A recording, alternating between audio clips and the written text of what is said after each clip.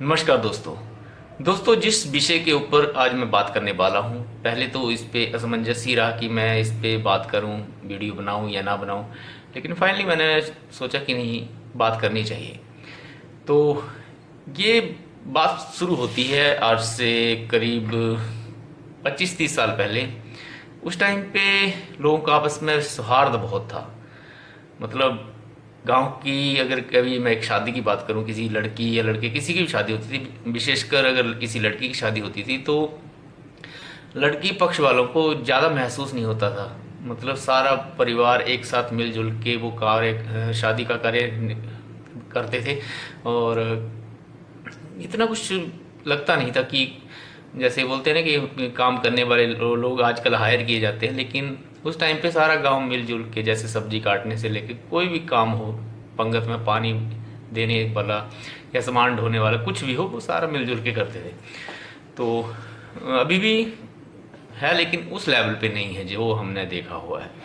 तो अभी जो मैं बात कर रहा हूँ, माहौल खराब होने वाले की या एक दूसरे से विश्वास कम हुआ, तो इसमें जो सबसे बड़ा रोल था वो पहले जैसे एक आपने देखा होगा, गांव में, हर गांव में एक झाड़ फूंक करने वाला होता है, जो पहाड़ी भाषा में उसको चेला बोलते हैं, और जो वो तांत्रिक क्रियाएं करता है उसको चलंगी बोलते हैं। तो ऐसे ही बहुत सारे लोग हैं जो इस कार्य में संलग्न हैं, और कुछ अच्छे भी हैं जो एक ऐसी कोई बात नहीं करते, कड़वी बात नहीं करते, मतलब विश्वास तोड़ने वाली बात नहीं करते, जो सोसाइटी में है, जैसे आपके रिश्तेदारों में है वैसे नहीं करते। लेकिन बहुत सारे, मैक्सिमम लोग ऐसे हैं जिनके चक्करों में पड़कर लोगों ने अपने घर का माहौल ख़राब कर लिया। और एक मैं आपको किस्सा सुनाता हूँ, इसको आप सच मान सकते हैं या झूठ मान सकते हैं, आप इस पे ध्यान दीजिएगा। ये होता है, आपने एक चीज़ देखी होगी, नोटिस किया होगा कि चाहे गांव हो चाहे शहर हो, हर जगह एक दूसरे के साथ तो लोगों का इंटरेक्शन होता ही है। जैसे एक घर के साथ दूसरा घर लगता है, तो गांव में भी थोड़ा डिस्टेंस के साथ एक घर के साथ दूसरा घर होता ही है। और रास्ते भी ऐसे होते हैं, पेंडा जिसको बोलते हैं। तो क्वाड़ यानी जो सीढ़ी नुमा रास्ते होते हैं उनको क्वाड़ बोलते हैं, जो क्वाड़ू स्वाड़ू सब कुछ एक जैसे ही होता है। तो एक के साथ दूसरा घर होने के कारण लोगों का आना जाना भी होता है, तो ठीक है, रास्ते कॉमन होते हैं। तो उस चीज़ का कैसे ये जो सो कॉल्ड तंत्र विद्या वाले हैं वो क्या करते हैं, जैसे किसी को बीमारी हुई, कोई चीज़ होगी, तो उनको लगता है कि डॉक्टर की दवाई से असर नहीं हो रहा, हालांकि वो होता शारीरिक ही है। लेकिन कई बार फिर भी लोग सोचते हैं कि चल यार, क्योंकि हम लोग देवी देवताओं से जुड़े हुए हैं, तो एक उस देवी देवताओं के जैसे एक तरह से होता है ना, परमिटेड कर रखा होता है कि ये बंदा नहीं जी, इसको आता है सब कुछ, ये उससे डायरेक्ट बात करता है। लेकिन ऐसा कुछ हो है या नहीं, वो तो अलग एक मैटर है। उस चक्कर में लोग ना उन तांत्रिकों के पीछे पड़ जाते हैं, पीछे नहीं मतलब उनके चक्कर में पड़ जाते हैं। तो अ, तो एक चीज़ होती है, एक मैं आपको किस्सा सुनाता हूँ कि एक बार एक तांत्रिक के यहाँ एक family I, newly married couple जो होते हैं ना, जैसे शादी हुई तो शादी के बाद जाते हैं लोग मंदिर में, जाते हैं, यात्रा चढ़ाने जाते हैं, तो या फिर मत्था टेकने जाते हैं। तो ऐसे बालकृपी का मंदिर है या कई और मंदिर होते हैं, बाबा दियोट सिद्ध होता है, तो वहाँ पर ऐसे एक आसपास कहीं ना कहीं आपको ऐसे चरंगी का काम करने वाले मिल जाते हैं। तो क्योंकि परिवार भी उनमें जा रहे होते हैं, तो एक बार एक ऐसे ही एक चेले के पास एक परिवार के का न्यूली वेडेड कपल आता है। तो वैसे माथा वाथा टेकते हैं, तो उनको वो कुछ आ जाता है अपनी बातों में, कुछ न कुछ उसको बोलता है बंदा कि भाई ऐसे ऐसे तेरे एक बड़ा भाई है। हाँ, सबका बड़ा भाई होता है, नेचुरली है, उसने मान लिया कि हाँ है। और बीच की स्टोरी सारी पता नहीं थी उस बंदे को। तो वो कहता कि ऐसे ऐसे तेरे को तेरी भाभी ने कुछ किया हुआ, तेरे भाई ने कुछ किया हुआ है, ऐसे करके उसने बरगला दिया। आप करेक्टर किसी और के नाम से भी कर सकते हैं, चाचा चाची भी कर सकते हैं, ताया ताई भी कर सकते हैं ऐसे। लेकिन बेसिकली जो मेरी कहानी में है वो उसके बड़े भाई और बड़ी भाभी करेक्टर थी, तो वो किरदार है।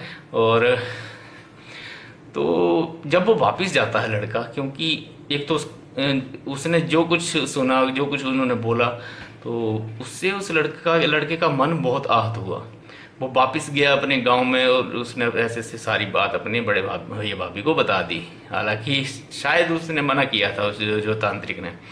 तो जब बाद में उसका बड़ा बखेड़ा पड़ा तो उन्होंने वहाँ पे आके उनके यहाँ उनके घर में जाके लड़ाई की।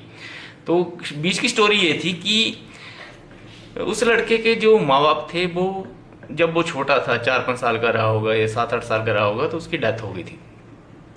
तो एक तरह से वो बड़े भैया भाभी का तो वो उनका एक बड़ा बेटे की तरह था। उन्होंने बड़े चाव से उसको पढ़ाया लिखाया, नौकरी पे लगाया, शायद आर्मी में था या कहीं कुछ न कुछ अच्छी, क्योंकि उस टाइम पे ज़्यादातर लोग सरकारी नौकरी में ज़्यादा होते थे। और बड़े चाव से उन्होंने उसकी शादी की माँ बाप बन के। और जब किसी ने ऐसी फूट डाल दी तो सोचिए कि उनके मन का क्या हुआ होगा, उनको कितना आहत हुआ होगा। और इस तरह से कैसे ये लोग जो तंत्र विद्या वाले हैं ओझे हैं, जैसे आपने देखा होगा सड़क के आसपास लिखा होता है बंगाली बाबा इतने में इलाज कराएं, वशीकरण मुटकरणी वगैरह वगैरह, सो एंड सो बहुत सारी चीज़ें ऐसी लिख रखी होती हैं।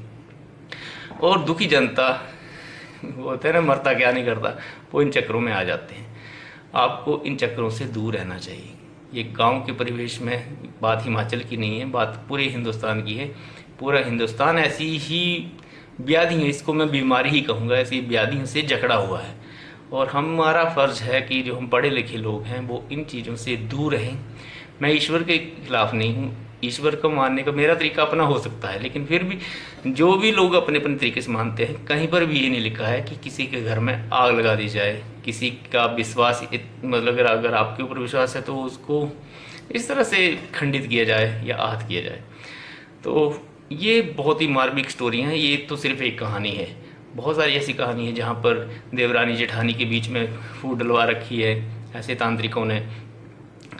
और भी भाई भाई का दुश्मन बना रखा होता है, क्योंकि गांव में क्या होता है ना कि एक ही कुल का परिवार होता है। जैसे एक बुजुर्ग हुआ, उसके आगे 3-4 बेटे हुए, तो आगे ऐसे करके कुनबे बने हुए हैं। ताबे अलग अलग हो गए हैं लेकिन उनकी कुल देवी एक है। तो आपस में सबका एक दूसरे के साथ कोई ना कोई रिश्ता है।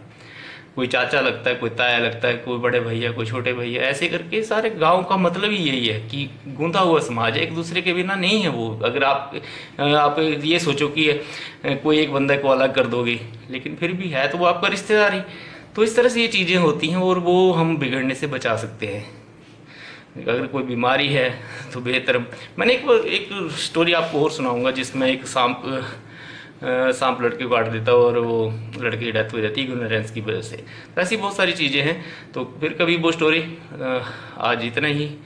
तो होप आपको थोड़ा इससे जागरूक करने में मदद मिलेगी और आप ऐसी चीज़ों से बचिए। और भी अगर आप पढ़े लिखे हैं और इस चीज़ को समझते हैं तो औरों को भी इसमें साक्षर करिए, एजुकेट करिए। ये भी एक साक्षरता ही है कि आप लोगों को अंधविश्वास से दूर कर सकें। धन्यवाद। जय हिंद।